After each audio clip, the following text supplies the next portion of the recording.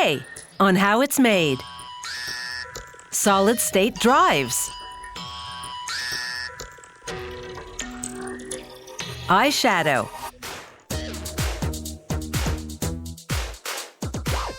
Limousines. And dead blow hammers.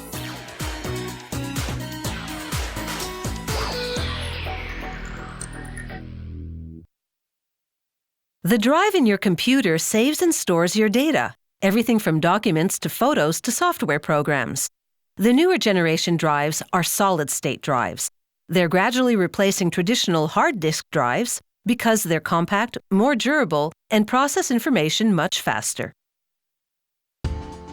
Just like portable USB drives and camera memory cards, solid-state drives store information on several memory chips installed on a circuit board. Each chip contains highly complex circuitry comprised of electrical pathways 2,000 times narrower than a human hair. To make those memory chips, they begin with a disc-shaped silicon wafer. Silicon is a non-metallic natural element which conducts electricity. It's highly susceptible to contamination, so the production area is virtually sterile, to the point of being 1,000 times cleaner than the air in a hospital operating room. An automated robotic system moves the wafers through more than 800 operations, which take more than a month to complete. Each wafer receives layer after layer of materials, some conductive, such as copper, some non-conductive, such as silicon dioxide. After applying each layer, the machine coats the wafer with a light-sensitive fluid, then flashes UV light onto it through a glass stencil of the electrical circuitry pattern. In the areas where the fluid is exposed to the light, the chemicals break down and dissolve. Where the fluid was shielded from light by the stencil, the materials remain intact, effectively printing the circuitry pattern on the wafer. Chemical baths then wash away the exposed fluid and material. Each 30-centimeter wide wafer yields hundreds of microchips, which now have to be sliced apart. The robotic cutting machine covers the wafer with an adhesive film to hold the chips in place while they're being cut loose from each other. The next machine inserts each clip in a protective plastic housing. Meanwhile, 6 circuit boards at a time enter a machine which applies a thin layer of tin alloy solder paste onto the areas where the memory chips and other components will go. As the boards exit the machine, a robotic arm picks off the components required for each drive from feeder spools and deposits them at their respective locations on the circuit board. This particular model has 8 microchips, each able to store 64 gigabytes of data, giving the drive a capacity of 512 gigs. The circuit boards now enter a tunnel-shaped oven, which melts the solder paste, fusing the components to the board. The brain of the solid-state drive is now complete and ready for the first phase of quality control testing. This machine performs an optical scan to verify that every component on the board is set in the right place.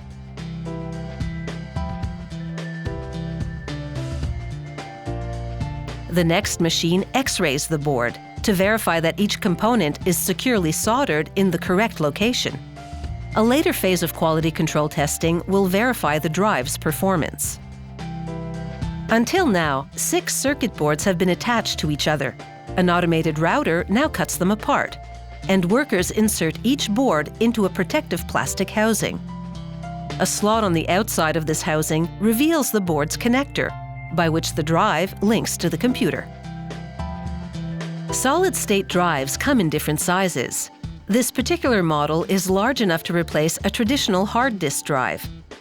However, many models are smaller, designed to fit where disk drives can't, for example, in ultra-slim laptops. Every drive is labeled with its technical specs, model and serial numbers, and so on, along with a barcode for production tracking. Then they plug the drive's connector into a tester, which, after verifying that everything functions electronically, installs the drive's operating system.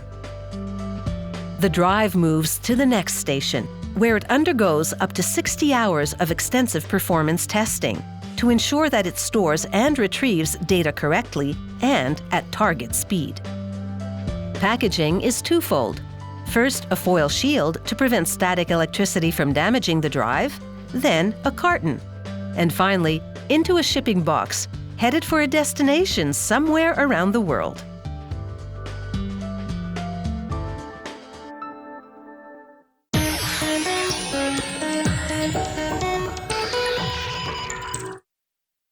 In ancient Egypt, both men and women painted their eyes. It was thought that eye makeup made one less vulnerable to the evil eye, a gaze or stare meant to cause harm. Today, mostly women wear it.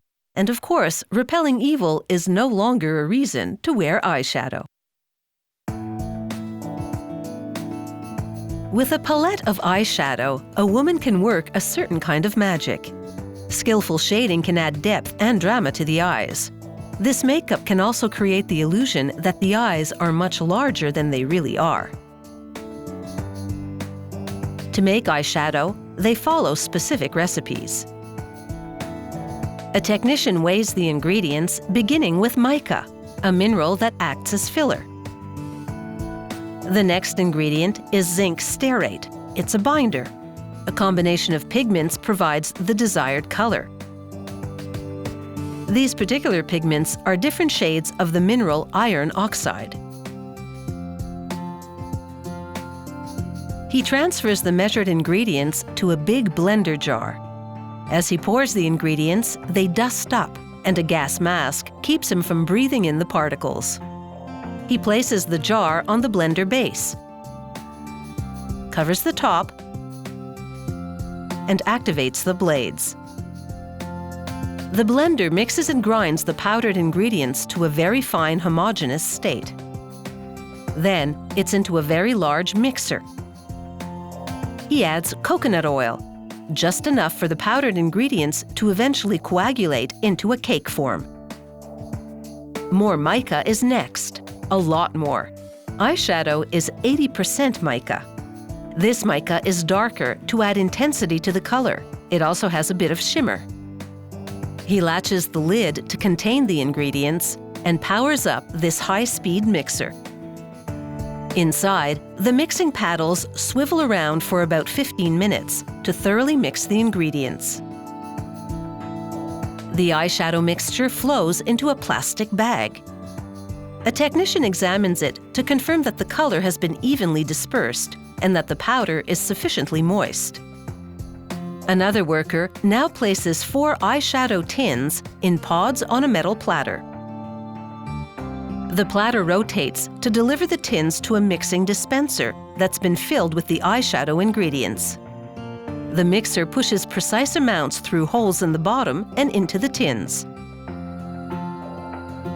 A scraper levels off the tops.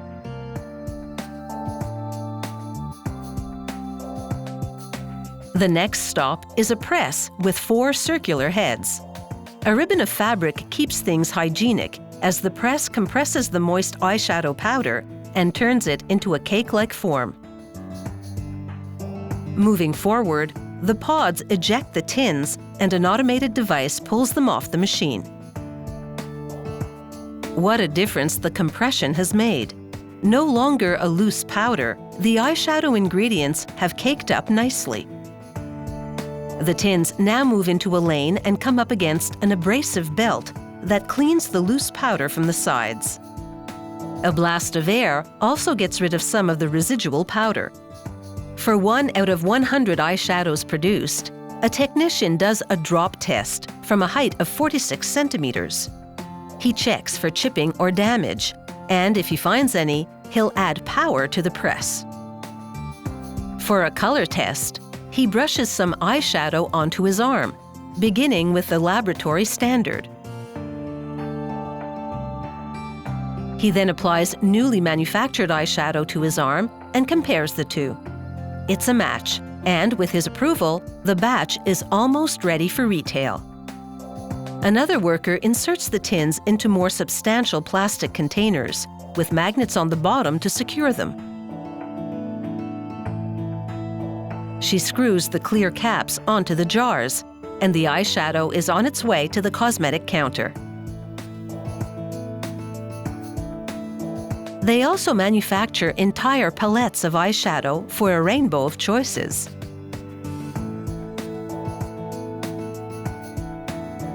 It takes about a day to manufacture eyeshadow. And the result is truly a thing of beauty.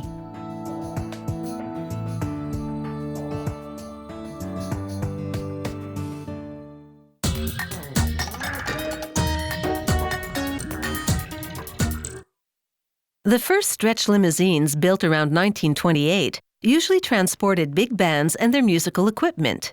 Luxury sedans with a chassis extended by an independent coach builder, modern stretch limos are typically associated with special occasions, such as weddings, proms, or a night on the town. It takes about 475 hours of work and painstaking detail to transform a luxury sedan into a stretch limo. Workers cut an ordinary-sized car in half using cutting wheels. Before cutting begins, the inside of the car is stripped away, along with other components, such as the gas tank and drive shaft. Workers cut away the inner support structure and cut across the floor of the car with a reciprocating saw. The car is now completely cut in half. Workers wheel the back half of the car away from the front half. They place the back half on the exact spot where the limousine will gradually be assembled. The construction department employees insert steel frame rails into the front half of the car. They insert the rails on both sides of the front half before inserting the rails into the back half of the car. They measure the length of the frame rails to make sure that the frame is square and that the two halves are the correct distance apart to build the limousine. A worker welds the rails to the frames of the front and back halves of the original car. They position the drive shaft tunnel, which houses the steel drive shaft and exhaust pipes, and weld it to the original vehicle tunnel. They position the floor, which is made of galvanized steel, and weld it to the frame rails and tunnel. They weld the steel roof rails into place. They connect the new rails to the roof rails in the original vehicle. A worker welds a vertical side post into place. With a level, he checks that the post of hardened steel is perfectly vertical before welding the base of the post to the floor frame. A roof panel made of galvanized steel is put in place. Workers install the limousine's bar. They've already installed the steel seat frames. Next, they install an outer body panel, complete with hardened steel crash bar. They screw the panel into place. The screws will be removed once the panel has bonded solidly to the limousine frame. A worker sprays on 3 coats of paint, then applies 2 coats of protective clear coating. Once the painting process is complete, workers install the laminated safety side glass. Another worker sprays contact cement on the roof of the limousine in preparation for the vinyl top. He stretches the vinyl across the roof and, with his hand, presses the fabric down into the crevices.